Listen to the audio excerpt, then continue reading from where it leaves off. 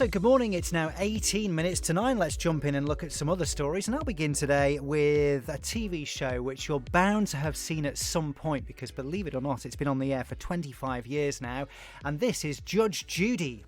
Are you fans of Judge Judy at all? Do you know if I call myself a fan? Yeah, I don't think I've watched Judge Judy for ages, but I think it was a bit of a student classic, wasn't it? Yeah, very much daytime television, isn't it? But I'd certainly seen bits and pieces of it, and she was a sort of very no-nonsense kind of judge. Oh, undoubtedly, you wouldn't have messed with Judy. Well, the show is coming to an end on CBS anyway, where it's been since its inception in 1996. This was announced in an interview with Ellen in the USA, between Judy and Ellen.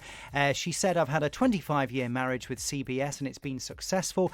The TV channel have yet to comment on this." So it sounds like it could be a little bit acrimonious about exactly what's gone on here. So it's been hugely successful, though. It's basically earned around $100 million and has won loads of different awards. Judy Scheindlin is her real name, one of US TV's biggest stars, and she's saying that she may look at taking the show to another channel, but 77 she is, and we were finding out, weren't we, she's sort of been fairly groundbreaking in her lifetime. Well, she has. I think she was one of the only female law students at the time when she was studying. She passed the bar and graduated in 1965. I've just been reading up on her, and she's also in the Guinness World Records, did you know, because she's the longest serving judge or arbitrator in courtroom themed programming history, which I think is a fairly niche area, but there she is. I think there's her and Judge Rinder, and that's about it. That's all I know. Is that like the sort of British spin-off, I think, isn't it? Judge Rinder, which is, I think, still going. She's actually the highest paid personality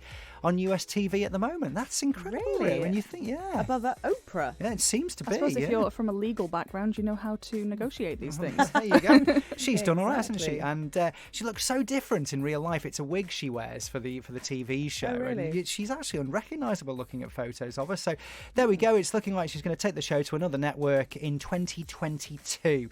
But yeah, she's done all right, Judy Scheindlin. She's 77 now, and she's planning on coming back in 2022.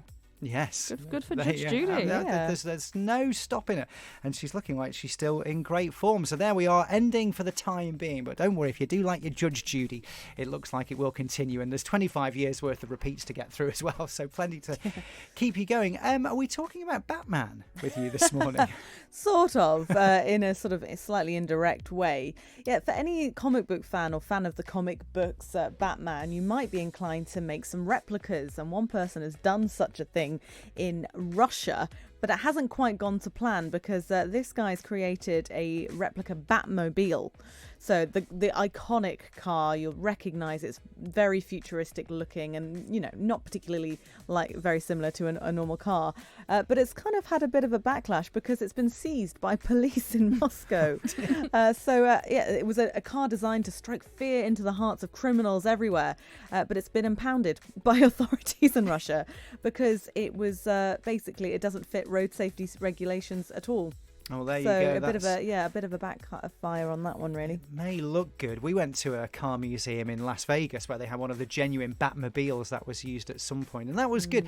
Actually, I have to say that I was way more impressed by the General Lee from the Dukes of Hazzard. That was my absolute childhood favourite. So I had to restrain myself from diving across the bonnet, Luke and Bo Duke style, and climbing in through the window. So I imagine that would have been frowned upon. I think it would have been, and I don't think it would have done me any good as well because I'm not in the same shape as Bo and Luke Duke, that's for sure. Sean, you've got something about beer, is it? Are we turning to the drink now? Yes, definitely, and kind of combining it with a breakfast food, actually. Warburtons, the makers of bread, have combined with Toast Ale, who are a kind of British brewer, and they are making an Indian Pale Ale out of leftover crumpets. So these are ones that have gone a bit wonky in the baking process. So they're breaking it down, getting the sugar and the starch and all that out of it, and making it into beer. Right, that's interesting. Yeah, it's actually a kind of a recycling of food that would have otherwise gone to waste to make beer. It sounds Brilliant. Very industrious. I think it's always good to make use of your waste. I'm all for that. Definitely waste not, want not, and all the rest of it. I do like a crumpet. Yeah, I like a beer. Why not? Sounds good, doesn't it? Do we need another one of these breakfast jamborees to go and maybe Yeah. test this? Yeah, I What do think you so. think? We could give it a go. Apparently, we can get a case of 12 for £28. So Where are these guys based? these are Not local. Not sure. Not local. No, I think this might have to be a road trip possibly. Okay, right, let's go and have a look. A different use of crumpets, all very interesting. Right, In Excess on Manx Radio for you now.